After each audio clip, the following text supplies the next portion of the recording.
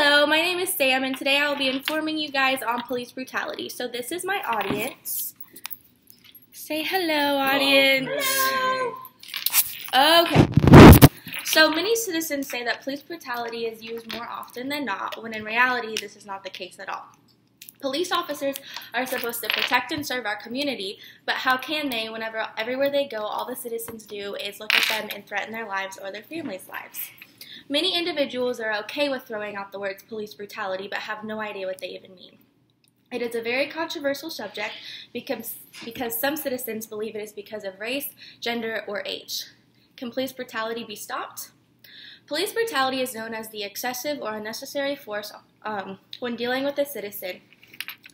Everyone has their own ideas about police brutality, and without knowing what goes on behind the scenes, it is honestly very easy to forget that the police officers are our protectors when everybody thinks that they're our predators. A lot of people's mindsets are that law enforcement officers need to protect and serve but not physically touch the criminal, when in reality this cannot happen. A police officer's life is just as important as an individual's life. The whole reason for law enforcement is to keep our country and world safe. Parents never think that their child can do anything wrong, well, most of them, but this is not the case. There are various incidents when it is the police officer's fault or my child could never do that. They know as soon as you as the parent get a phone call that there could be a possible altercation between you and the police officer. But the whole idea is to keep children, young adults, and adults out of trouble. What would a police officer get with lying to your face? They could get terminated, and nobody wants that. There have been multiple stories on the news about all of the different police brutality cases. Now, I'm not saying that all law enforcement officers are perfect because there are some corrupt cops, but the majority are good people, especially the ones that I have to communicate with and work with every single day.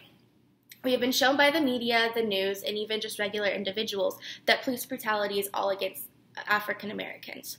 Why would there still be African American people on the police force if this was true? Many of the cases that I have heard or read about are also in high-crime areas. Like I said before, a police officer is just as important as a regular citizen, and they have to make a split decision between a life or death situation. In McKinney, Texas, there was a pool party about a month ago that happened in a subdivision, and it happened to be a 15-year-old girl's end-of-the-year birthday party. Someone had called the police because of a noise complaint, and 12 officers showed up trying to calm down the situation. A video ended up going viral as one of the police officers threw a girl onto the ground and held her down for about 15 minutes. At this point, no one knew what the officer was doing, and a few days later, he decided to resign from the McKinney Police Department. Another huge story that happened in Baltimore was an African American named Freddie Gray, who died in police custody of a spinal cord injury. He was originally charged with possession of marijuana, and when the police were pursuing him, he and another male ran away. At this point, when police officers caught up to him, he stopped and he let them arrest them. He was put into the back of a van and ended up going unconscious on the way to the station. He asked for an inhaler previously, but did not receive one. 6 officers were suspended in connection to this investigation. There are many protests about this case, about police brutality and how it was unlawful that the police officers got away with it.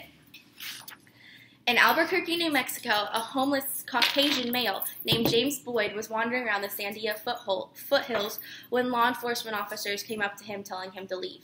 He went to gather his things when an officer threatened him, saying he would shoot him with his stun gun.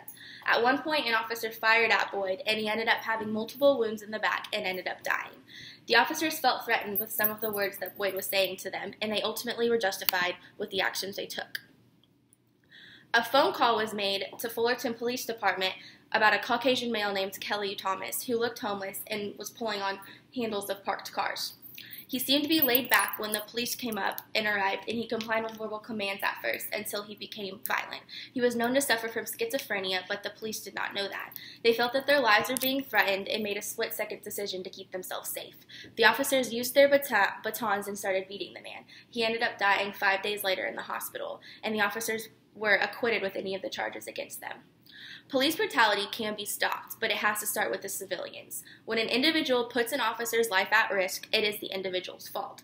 Now, that may not always be the case, but when you are pulled over and you didn't do anything wrong, do not make it even worse for yourself by yelling at the officer, copying an attitude, or even starting to cuss at them, because all the officer cares about is both of y'all's safety. Safety is a key idea in law enforcement.